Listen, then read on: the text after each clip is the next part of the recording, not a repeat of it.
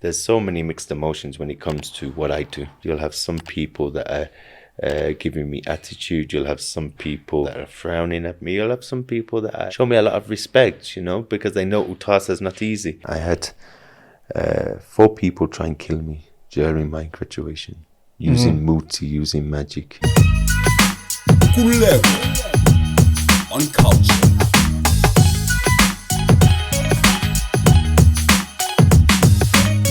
Nkululeko on Cultr. Hello and welcome to yet another episode. Thank you very much for liking, subscribing, and commenting on our content. 70,000 people subscribed.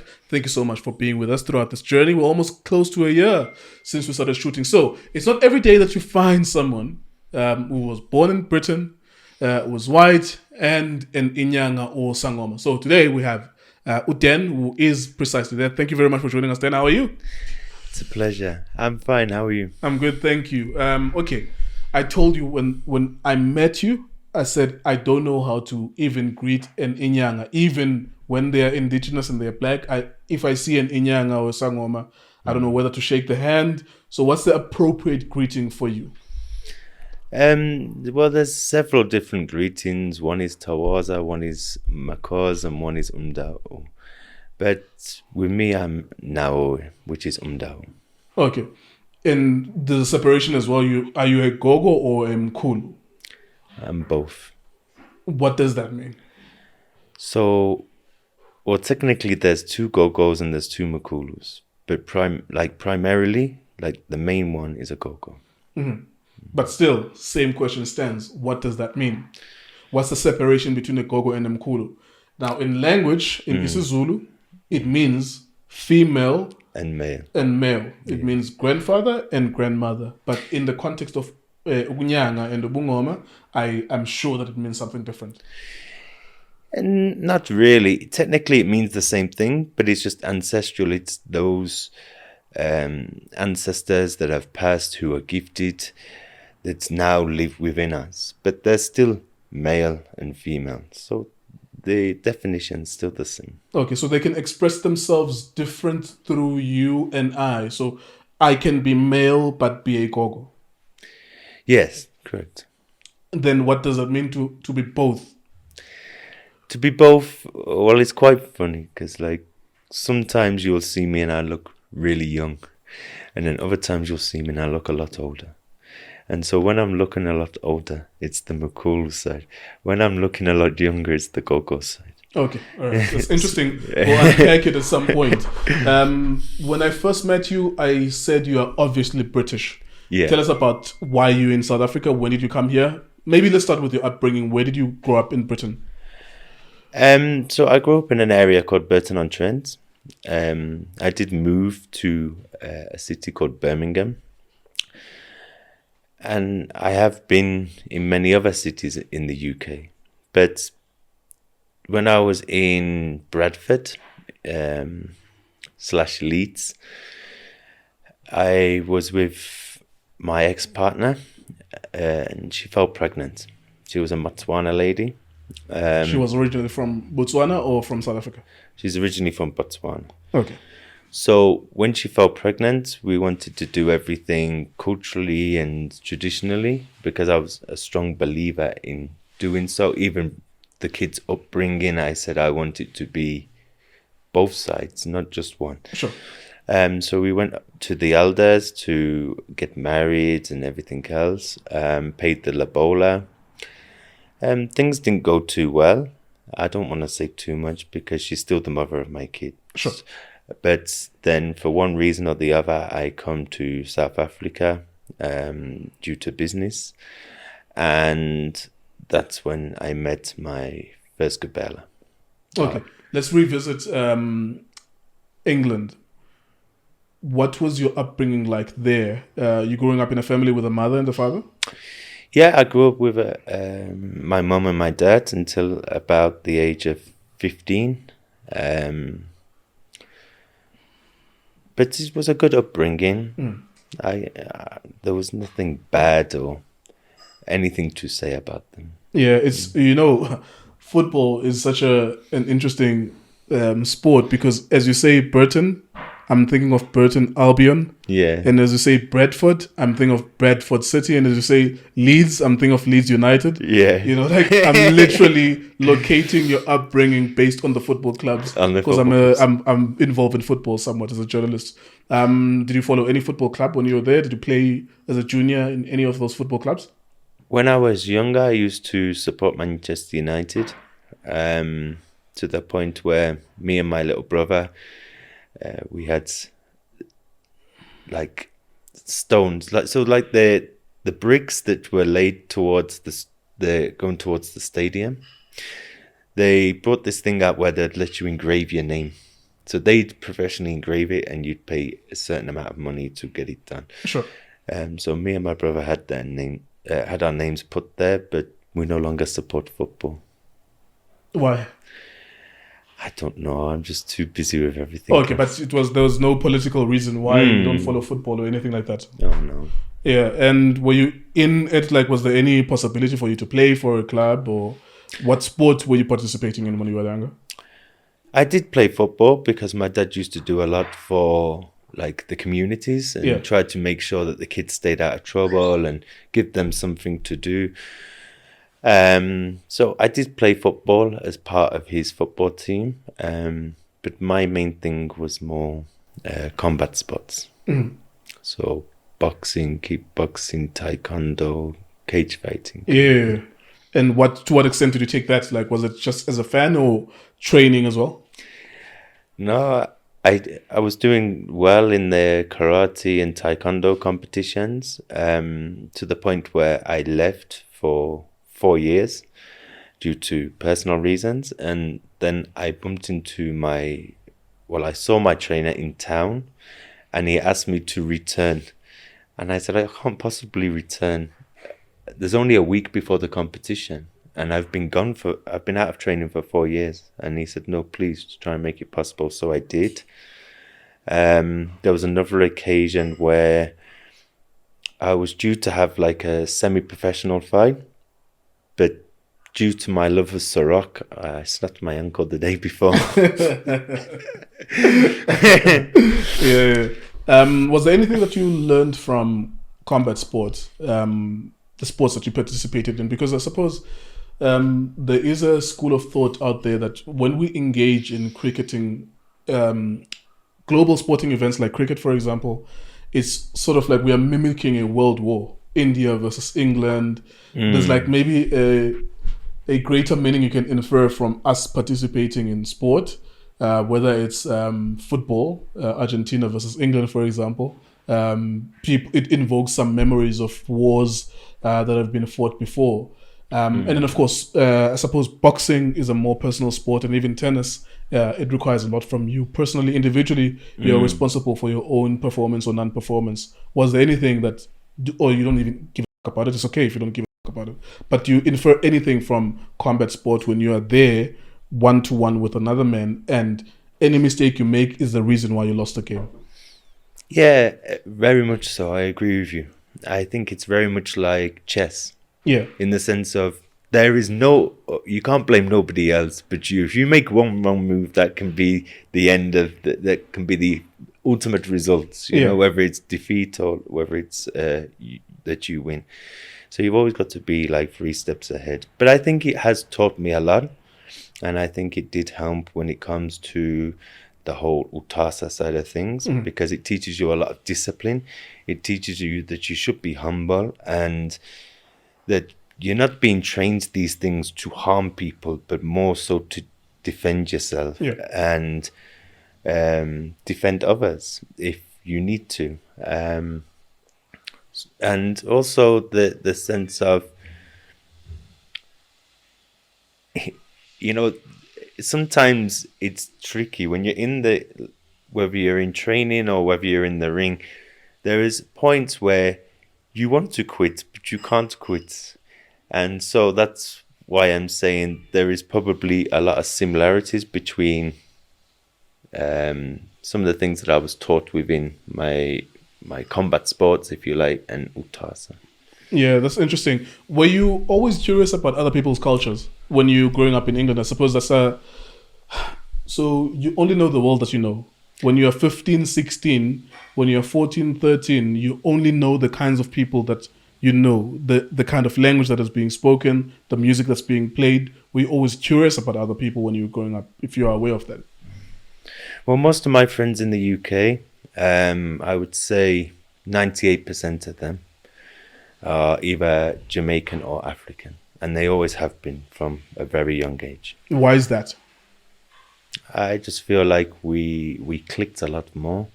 I felt like there was a lot of...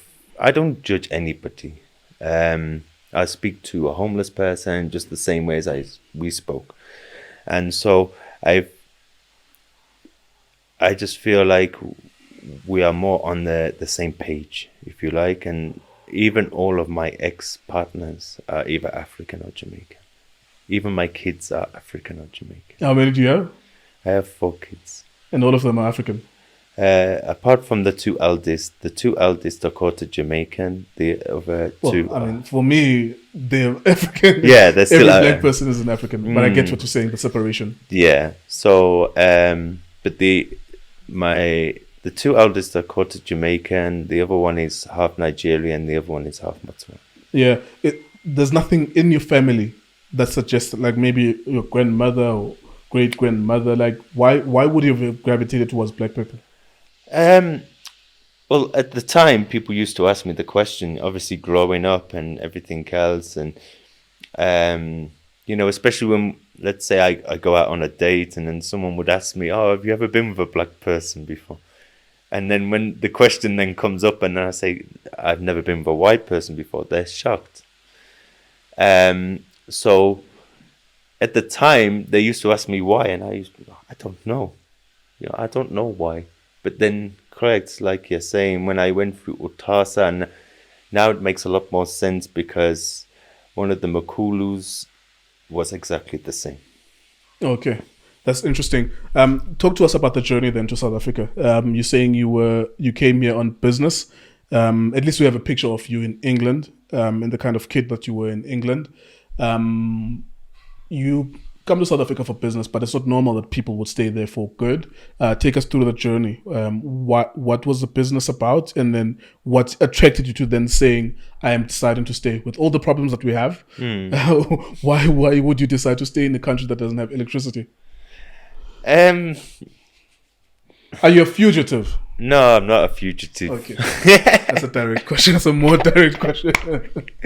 At least you're here and the episode is for public consumption. Mm-hmm. If someone needs you, they will contact me. So I will be... if you're a fugitive, Interpol is going to somehow find a way to contact me.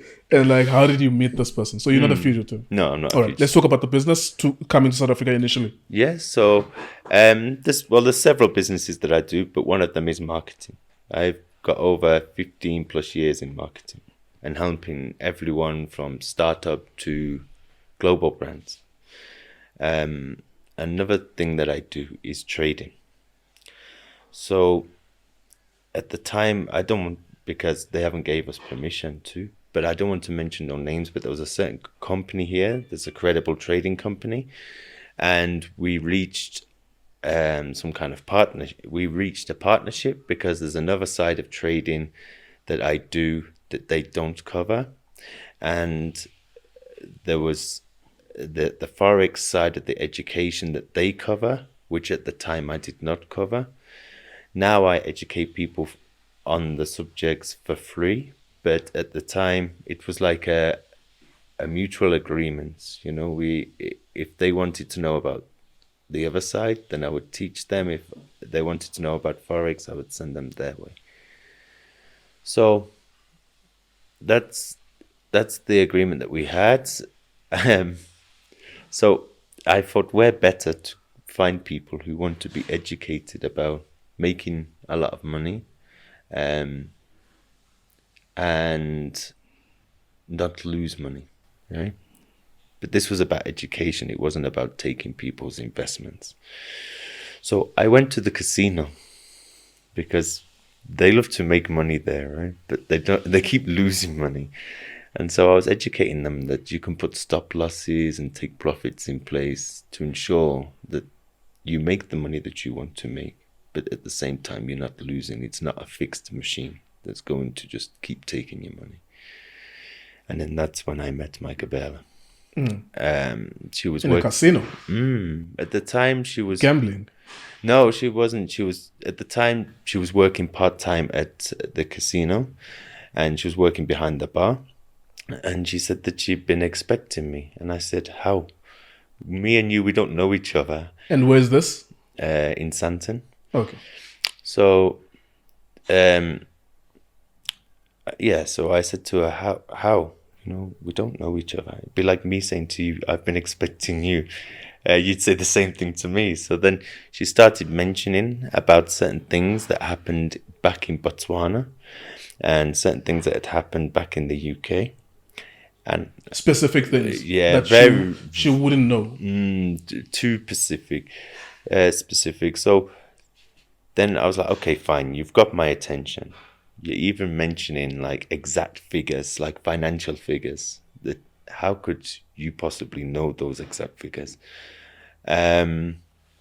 So then she said, after she told me a few other things and some of the symptom, like signs and everything that I was experiencing and had been for a very long time, she said to me that it's not the right time or the place to continue the conversation and that I should meet her in private after work. So we did at her own place, and then that's when she explained everything else to me. All right, just before you continue, just explain to us. So if when you mentioned the word Gobela, I've heard it so many times before, but as a communicator, I'm battling to explain it to myself and the audience. The best thing I can think of is the word oracle, a spiritual guidance. What is a Gobela in your experience? Yeah, it's spiritual guidance, like you said. I mean, if you translate it into English, it would be like a spiritual coach. But it's technically not the same thing. You know, sometimes, especially with like Zulu and everything, you can't translate something straight from Zulu into English. It doesn't work out the same. But in theory, it's like a spiritual coach. All right, so she then... Is there no possibility that she would have known this information about you in the first place? Because it may not have been the first time that you had been in that casino. Like, did you not try to work it out logically? Like, how would she know this? And would you not have been in that casino, share information with people, confide in them, and then them sharing the information with her? No, it was the first time in that casino. And the information that she knew, she would... only people behind closed doors would know. So I was very surprised. You know, I'm very streetwise, if you like. So yeah. I would have picked, like, I would have been like, okay, fine. You're telling me this, but this could have been picked up from this. Yeah. But the figure, like, even knowing account, like, what was in the account, what went missing, which nobody in that casino could have possibly known. And you don't look at yourself and say, oh, okay, I'm a tourist, and there's a potential for me to be the cash cow for the Gobela. So, you know, like, that's also an angle too. Yeah. Like, I'm white, I have a British accent, and someone could just be scheming me. I get that you say that you streetwise, but that could have been an angle too. It could have been an angle. And, okay, so for example... she knew that about my grandma being able to prophesize things. She knew about when, let's say, at first, you know, kids, they mess around, right? So when they knock at the door and then you open the door, they're not there, they've ran off. And especially in the UK, it's like a big game that the kids play. Not so much here. A prank. It's like a prank. So they'll knock the door and then they'll run and then they'll be busy laughing at you, watching you from somewhere else because you can't see who it is. But so when it first happened to my grandma, it would happen like 2 or 3 times and she would assume that it was just kids, a prank. But every time it happened, there was a person in the family that had had a car crash or they'd fallen off a motorbike or they'd been beaten up or they'd been mugged or whatever the case may be. So she quickly realized that every time she gets this knock at the door, something bad's going to happen to one of the family members.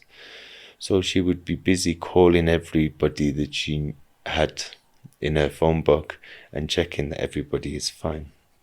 Same with my mum. My mum was able to prophesy certain things. She would know certain things that she couldn't possibly know.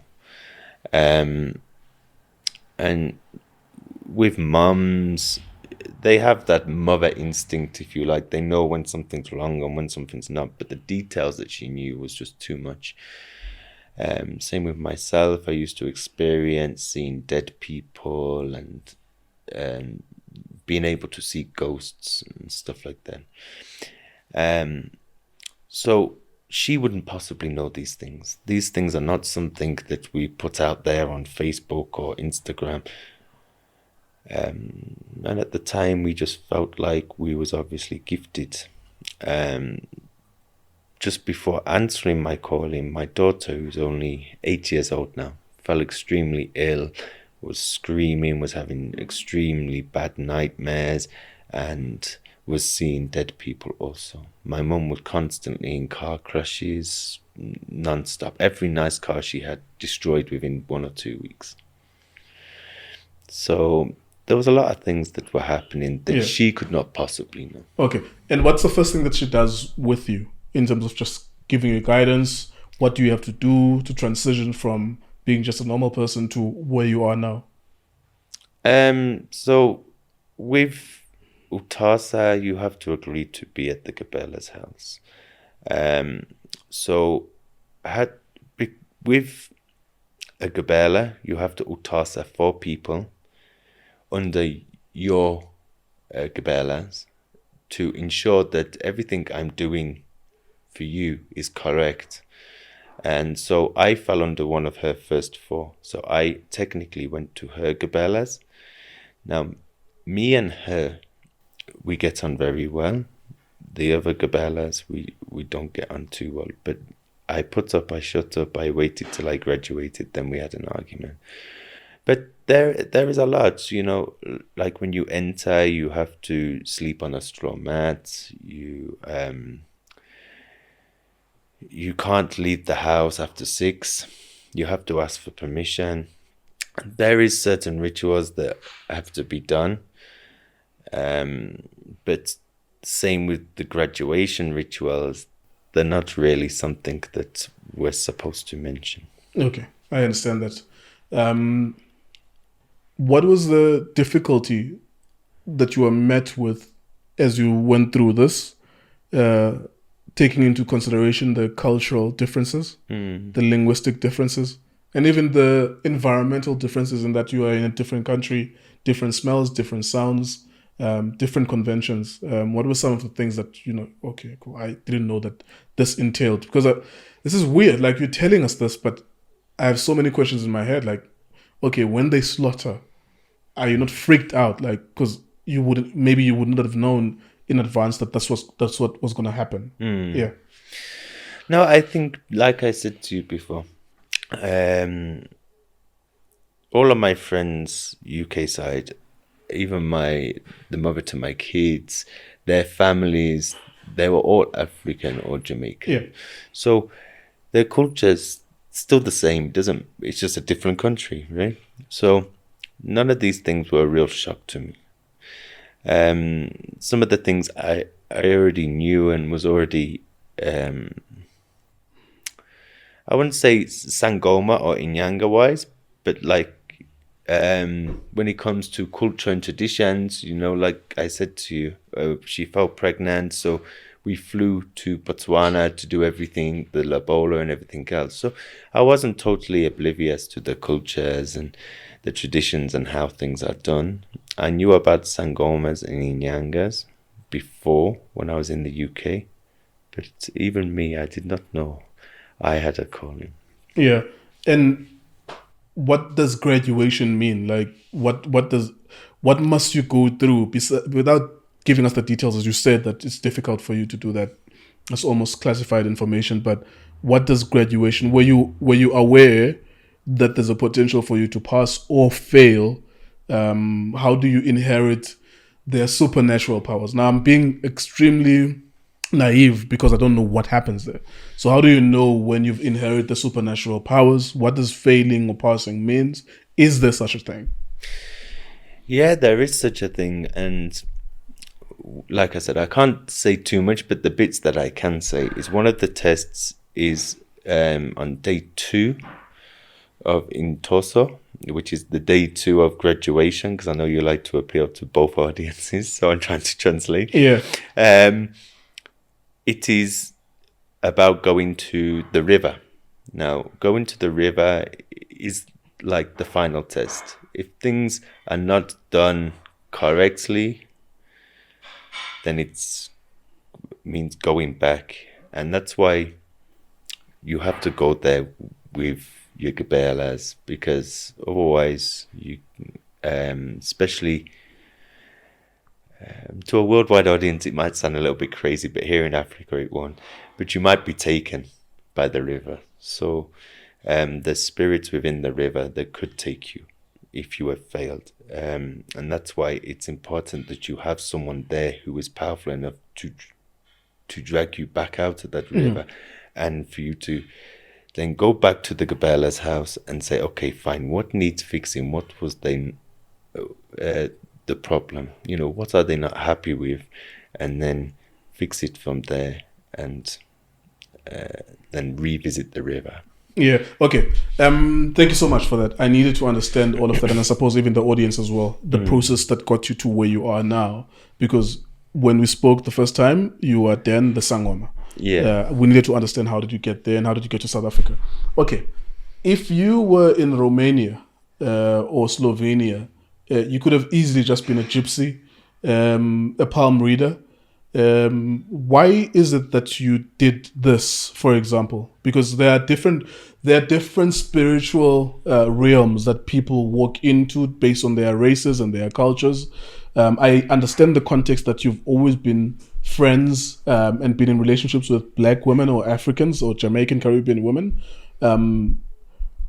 Why couldn't you have been anything other than something that is of a different culture? Yeah, you're right. There is many different ways in different cultures that people embrace their gifts, invoke their ancestors, and there's so many different forms of magic. But one of my ancestors is based here, so that's what made me umbongoma. Which in simple language, what does that mean? Does that mean that one of your forefathers passed away whilst they were South African citizens? Yeah, so all life started here in Africa, right? Now, in the UK, there is no gabelas. And so the gift, if you like, it was dropping from generation to generation, for hundreds of years. But no one, like I said, we knew we was gifted in some way, but we didn't understand why. But then coming here, like you said, some of the things that they were saying were a shock to me also. So there's an app, I don't know if you're aware of it, called Ancestry.com. And it's like the world's biggest DNA records. Oh, yes, I've heard of it. And you can take an ancestral DNA test, pretty much like you can like a pregnancy DNA test, and it will trace your ancestors for 2,000 up to 2,000 years. So you are right. You know, I wanted to make sure that what they are telling me is completely correct, and so I took the ancestral DNA test, and everything that they were saying was true. One of my main ancestors that's lived within me, if you like, because I guess that's a big misconception. When you talk to some people, they assume ancestors are only those that are gifted and live within you, but an ancestor is anybody that's passed. Be it child, be it adult, be it Gogo, whatever. So, but those that live within you, yes, they are obviously gifted in some way. And one of those that live within me is umbongoma, which is like Sangoma in Nyanga. And so that is why I had to ukuThwasa and not do it the white way or the American way or whatever the Yeah. case may be. Yeah. Yeah. What about the language barrier that existed? How did you overcome that? Well, luckily for me, the Gabellas, that's the first one, she spoke very good English. But her Gabellas, one of them was from Zimbabwe, so only spoke in Zulu or Ndebele. But the wife, she spoke very good English also. So she used to translate some of the things that were being said, and so would my Gabella Lungili, that's from Snakes Park. But then since falling out with her Gabellas after graduation, then my ancestors then showed me who my Gabella should be next, which is Gogo Maweni. So I spoke to Gogo Maweni because me and her, we've known each other for a long time now, maybe a year and a half. And we're very close. And I said, look, this is what the dreams are saying, and this is what's happening. So she said to me, look, this dream involves me and you. So better to get one of the graduates that's not involved in the dream to then consult. And if what you're saying is correct and it checks out, then yes, you will have to come here. And not ukuThwasa as such, because the ukuThwasa has been done, but there is like a Zulu word for like changing over, like it's change. So you're changing from one Gabella to another. Okay, that's interesting. So Gogo Maweni, of course, is almost a celebrity Sangoma, if I can put it that way for the audience. She is known. There's Cultr and Maweni. Maweni is the one that somehow also there's an involvement of football players, if I'm not mistaken.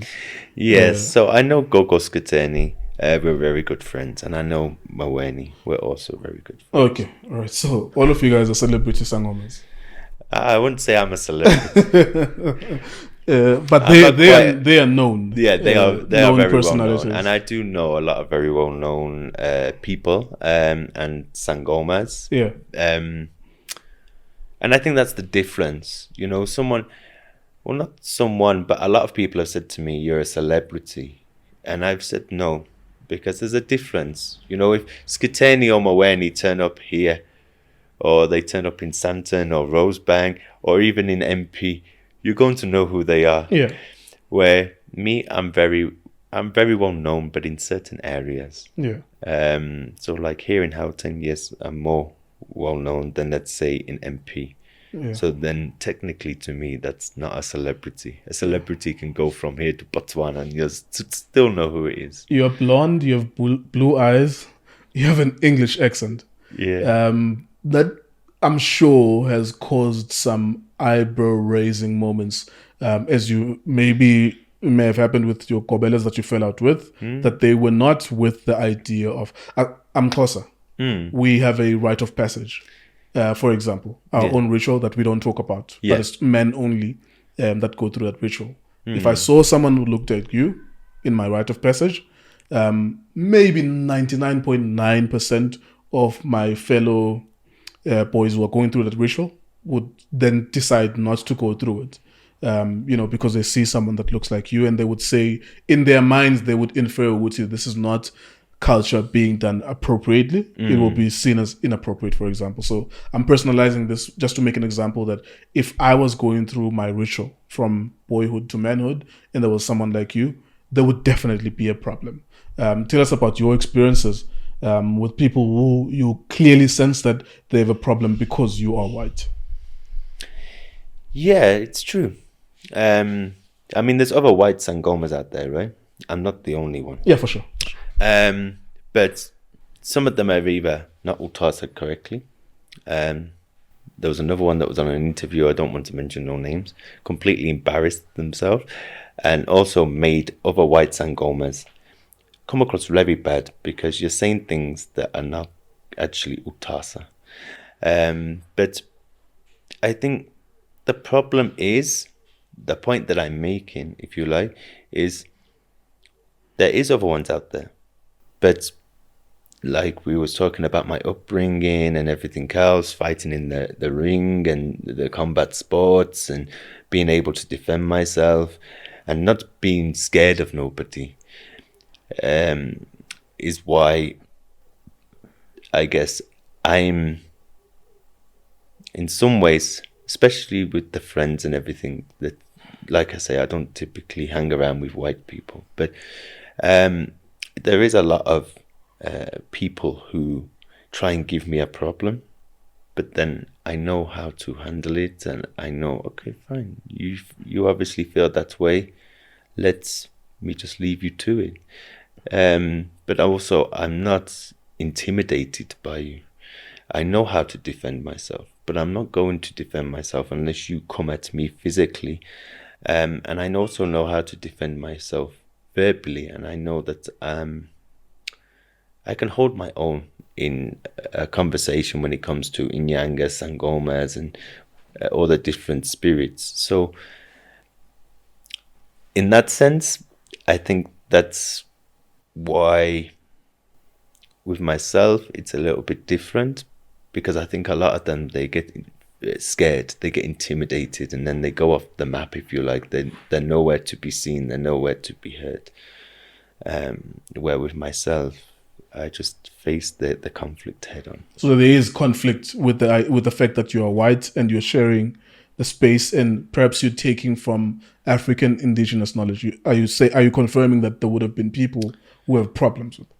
There's very mixed emotions. I took a friend of mine with me who I told him for many months, there's so many mixed emotions when it comes to what I do. He did not believe, because the place where I normally meet him, everybody knows me there. So to him, it was just like, no, people just walk past, they greet you. And I said, no, look, we're going to Santon now. Or then from Santon, we went to Rosebank. But we're going to Santon now. You've never actually been out with me, outside of our area, if you like. So now you'll see what I mean by many mixed emotions. You'll have some people that are giving me attitude. You'll have some people that are putting their backs up against the wall. You'll have some people that are frowning at me. You'll have some people that are show me a lot of respect, because they know ukuThwasa is not easy. And you'll have other people that greet me, or that they know me, and so it's very mixed. Okay, all right. Okay, I want to talk about your day-to-day ubungoma activities. Okay. Now that we've talked about your training and everything else, we've established that. So on a weekly basis, you see patients, and I don't know whether to call them patients. I already expressed to you that I know nothing about your journey and every other Sangoma's journey. I don't know the genre of ubungoma, save for a few things. No. So what you get to see patients, what kind of problems do you help them with? I help patients with a lot of problems. Now, some people, they say to me, look, why we are healers, right? Why is it that when people ask you what you are, you say that you're a healer and you're witchcraft? And I say to them, look, I am what I am. You wouldn't walk into let's say a business building and it's full of Islamic people, and because you're Christian, now you want to make out that you're Islamic when really you're Christian. You are what you are. But from the witchcraft point of view, I help abused women and kids. Let's say they're being beaten like a dog, or the woman's being sexually abused. They know on my Instagram and my Facebook, they know they can reach out to me and I'll help them for free. You say that when an abused woman approaches you, you could help them bewitch the man. I bewitch the man. What would you do in that instance? So if I thought, because there's a lot of women out there that make false allegations, right? Yeah. And there's also a lot of women that, let's say, you and her, you break up, and then there's some kind of spitefulness. So I do throw the bones, and I do check if the story is correct. But if the story is correct, yes, I bewitched them. What would you do? Like, what would happen if I'm an abuser? What would happen to me as a result of your work? There's many different things that can be done. For example, we can make downstairs not work. We can destroy someone's life. Okay, so you could possibly make my dysfunctional from a distance without you giving her a potion that I should eat to make that happen? No, she doesn't need to be near you. But also on the flip side, like I said, there's a lot of women out there that are spiteful, and there's a lot of women out there that lie. And so let's say a man is wrongly accused. I will float the bones and I will check. And if it's true, I will help him for free. Yeah, so you could reverse it too. If anything were to be done, like, so for example, my downstairs is not working anymore, that could be reversed too. Yeah, but let's say, for example, you've been wrongly accused of rape, and I could confirm that you have been wrongly accused of rape. I would then help you with that case. Yeah.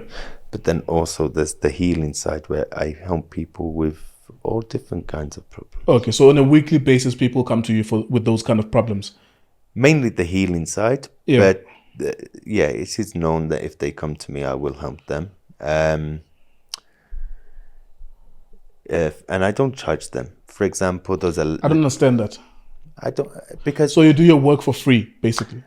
I charge for the healing side, but I don't charge for if you've been wrongly accused, or if a lady's been abused, or a child's been abused. I don't charge for that. I do it out of the goodness of my heart, because I have to embrace both sides, right? I can't ditch one ancestor and not embrace the other one. So my way of embracing the witchcraft side is to do good for people. Yeah. You mentioned Gogo's Cultr, and she's been having a negative rap about the perceived things that she's done to her former people that she's been with. You know, this boyfriend lost their job at a soccer club, and another one, and that. You mean Gogo Maweni? Sorry. Sometimes I confuse the two. Thank you. No. So there's a negative connotation with your craft and the things that you do to people. How would you respond to that? I am more of a healer than I am witchcraft. But like I said, I have to embrace both sides. So I choose to use it for good. So I do cleanse people, and I put a lot of content out there to help people that haven't even got any money. They can use things that are in their kitchen cupboards, and they'll be able to cleanse or stop bad things from happening to them, or return back to sender, for example. But with the whole Gogo Maweni thing, I think she's a very misunderstood lady. I think the problem is with the media is they pick up on the bad things, where if you actually sat in a room with her, she's a very nice lady. You can laugh, you can joke with her. She's not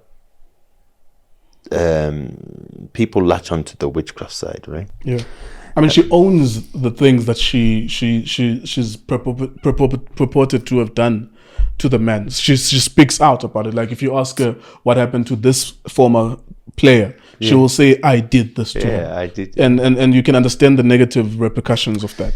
Yeah. Now, I think that's the problem. Is she gets a lot of negative repercussions, but in all honesty, she's getting the repercussions for being honest to you. Like, for example, there's many people out there doing bad, but like I said earlier to you, I'm not going to pretend to be something I'm not. I'm not going to lie to you. So if I am 1, 2, and 3, I'm going to tell you that I'm 1, 2, and 3. And I think because she's so open and honest about it, that's why she gets the negative. Yeah, there's these pamphlets that are passed out where people can get their lost lovers back. Well, it's even infiltrated community radio stations where they play adverts promising those things as well. People think that those things are ridiculous, but some people are impressionable enough to go and approach those people. What's your opinion about that? Because they always claim that they could make you win the lottery, for example, bring back a lost lover, for example. They promise a lot of things. You think that that's normal industry talk in your field of work? or you can see that some of them are far-fetched, whatever they say that they can do for you as a patient? I would say a lot of them are scams. Like winning the lottery, for example. I wouldn't say all, because everybody is gifted in their own way. Each and everybody's ancestors had their own gifts, but a lot of these ones who are busy handing out flyers, like you say, going back to like the whole Gogo Maweni thing, she is very well known. She is like a celebrity, same as Gogo Skateni. They don't need to go around handing flyers out, because they do what they say on the tin. You like you said earlier, she owns it. Everything that's happened, she has done it, and she admits to doing it, and it has actually happened. So I think it's one of those things where, with a lot of these people, if they could actually do what they're saying they could do, which I'm not saying it's impossible, because from a magic point of view or a multi point of view, it is possible. But if you are, us men talk just like women talk. News will travel first. If we're talking as men and you say, no, they did help me enlarge, or whatever the case may be, or they did help me win the lottery. I mean, come on. If someone helped you win the lottery, you'd be going there every week. Yeah, and you would spread the word as well. Yeah. And also with that theory is, okay, fine. If I'm going to help you win the lottery, and I'm openly putting hundreds of flyers out there, how am I helping everybody win the lottery? There's only one person or 3 people or 4 people that can win the lottery. Yeah, usually every now and then, every 6 months you will hear of a winner. If it was consistent and if it was happening, you would hear of a lottery winner every single week. And as you say, actually, logically, if 100 people win the lottery, the 2 million is spread out across 100 people. Yeah. Which means they didn't really win the lottery. You only won 300 rands, or you only won 1,000. Yeah. And I think, like you were saying earlier, how did I know that what my Gabella was saying to me is true? I think it goes back to that whole situation of, let's say I've put 1,000 flies out there, or 10,000 flies out there, and I gave you a set of numbers, and everybody else a set of numbers. Chances are there might be one that does actually win. I'm not saying they would win the jackpot, but on probability, if you're giving out 20,000 different sets of numbers, and then all of a sudden you got that one person that says, no, I did win, then it can be a little bit tainted. Well, we could bankrupt the National Lottery Fund. I would look forward to that point. Yeah. I do not believe it at all. But if they can, we would be reporting winners all the time consistently. Yeah, there is people who can prophesy certain things, but I'm very skeptical when I see flyers. Yeah. And is there any instance where different Sangomas are at conflict and they use their supernatural powers to fight their conflicts? How do you circumvent that? What do they do to each other? I've seen a lot of things go on. For example, even during my graduation, I had 4 people try and kill me during my graduation, using muti, using magic. It didn't work, but I don't want to say too much, because I feel like there's too many people trying to get fame off a certain individual's name, and I think it's very sad. But we spoke earlier about when you were saying on how people greet one another, and I said that I've got no problem with shaking your hand because I trust you. But I shook somebody else's hand earlier, and in the space of me walking, let's say 5-10 minutes, I couldn't, for a brief moment, I couldn't see. It's just because I know how to reverse certain things. Doesn't matter where I am. It can even be in the mall. I know as long as I get to the nearest shop or the nearest cafe, I can reverse it. Why would someone do that to you? There was some information that I knew about, which was shared, and then he was talking a lot about Illuminati rituals, which is not my thing. I'm dead against the Illuminati. And I already picked up on the fact that he wanted to do something to me. He approached me out of random, and he tried to give me something as a gift, but I was wise to it, and then he shook my hand and we both parted ways. So I got myself I had to go and meet someone at a cafe, and as soon as I got there, I asked them for certain things and they provided them for me so that I could then stop what was happening. Mm-hmm. So it's not safe to be around other Sangomas because they could do things to you. It's weird because even the question of why is still not answered. I know that you don't know why, or you may not know why, but why would a Sangoma have a problem with another Sangoma, for example? Okay, with that one, I don't really want to cover it because we've covered it off camera, if you like, and like I say, I don't want to mention anybody's names. Sure. But with the graduation side of things, like you said, there's a lot of mixed emotions, and I think it upset a few people. Two of them were from Malawi, the other two were from Zimbabwe, and they did try.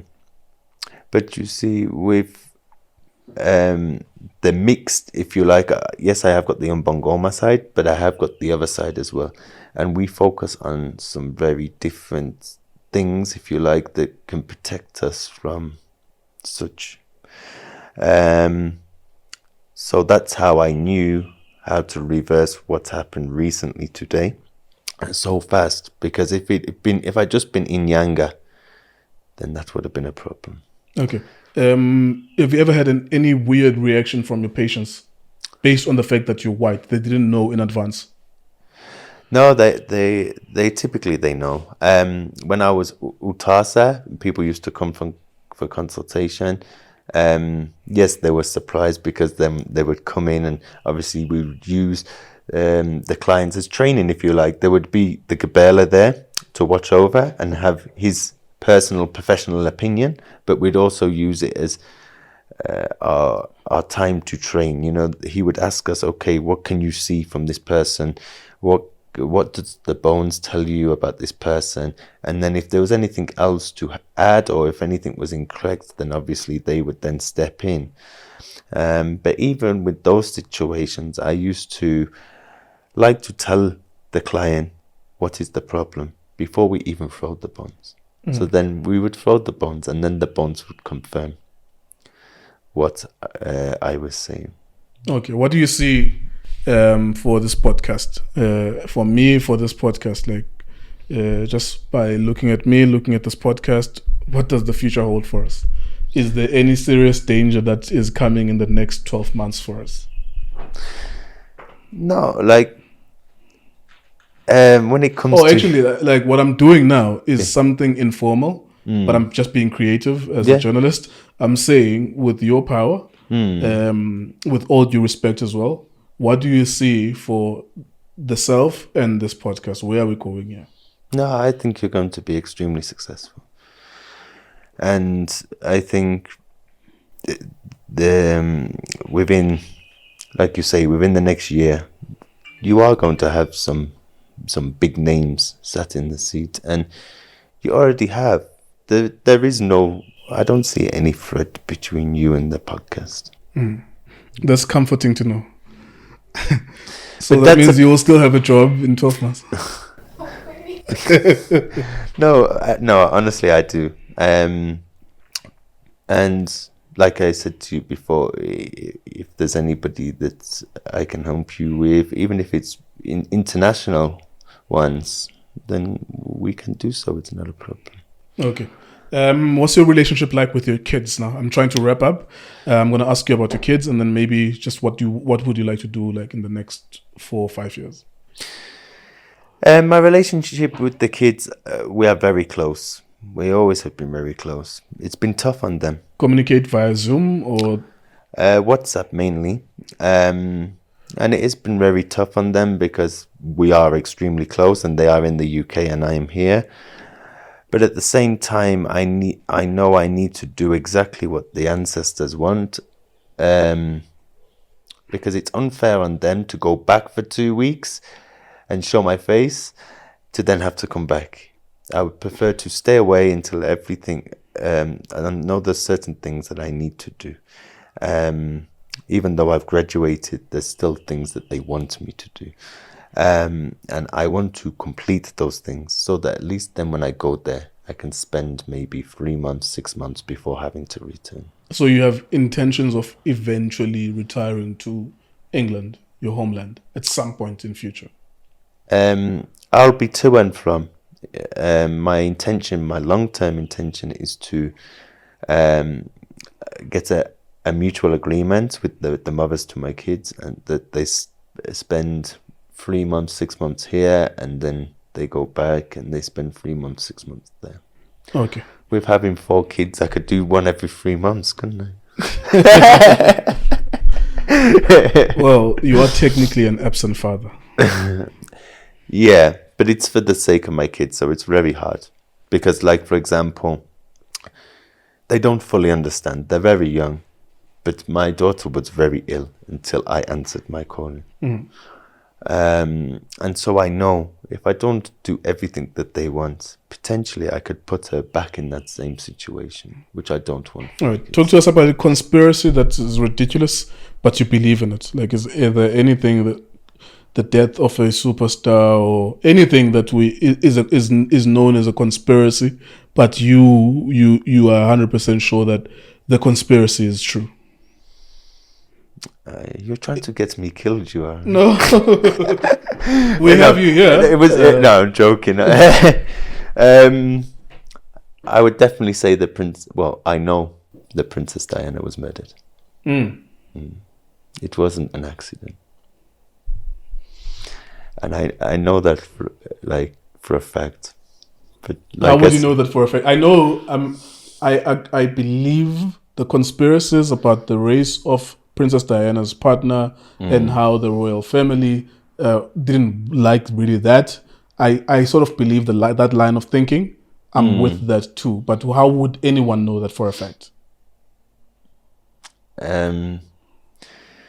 Well, I've been.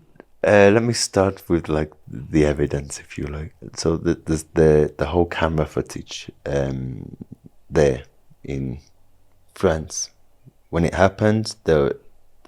I've been on that street. There's like 150 cameras, and all of them just happened to switch off. Oh, now in France, they've got even better electric than the UK. They don't have load shedding. So why did all 150 just happen to default? And she's yes, she stepped out of the royal side of things, if you like. But she was still protected. No different to, let's say, Prince Harry and Prince William. They're still protected. They still don't drive around in normal standardized cars. These are bomb-proof and bulletproof cars. Like, not bomb-proof like one from the sky, but ones that people put on their cars. They're protected from them, right? So there is no Fiat Punto or no Vauxhall Corsa that's going to crush that car the way it did. And the guy who crashed into them just so happened to disappear. And like you say, she was doing a lot for Africa, and she wanted to help and support, and also, like you say, with the husband side of things, they didn't want that, and the suspicions of being pregnant as well. It's not something that they wanted. okay. So there's overwhelming evidence that indicate that it was not just an accident. Far from it. It was more than this. It's far from it. It's kind of hard. Okay, fine. So from an Umbongoma point of view, I'm going to try and speak in Zulu so that it keeps me alive. But from an Umbongoma point of view, that's how I know what I'm saying is true. Because one of the things that we was most scared about, my family, my kids, everybody at one point, we was so scared of she wanted the truth to come out. And so how do we handle putting that truth out without getting killed? Okay. All right. There you are. I suppose you'll be a South African for the next few years, as you've confirmed. I don't know what to do with the Sangoma, even if it wasn't you. Do you put your details out there to the audience to say they must contact you on this platform and that platform as a wrap-up? If they want to find me, like, Okay. it's about your podcast, right? No, it's about, so with musicians I would do that. With anyone else who's selling a book I would do that. But I respect Ubungoma so much that I told you I don't even know how to greet. I don't know whether you will shake hands when we greet. I don't even know that it's appropriate to even plug your social media. But if you're comfortable with it, you can tell people where to find you on social media. Yeah, so on social media, be it on Facebook, be it Instagram, they can find me if they type White Sangoma. White Sangoma. Yeah. All right. Thank you very much, Dan, for joining You're us. welcome. There you go. That's the interview. Always try to make it interesting, of course, with the people that we talk to. Hope you enjoy that conversation. Please comment, like, and subscribe to the platform. Thank you.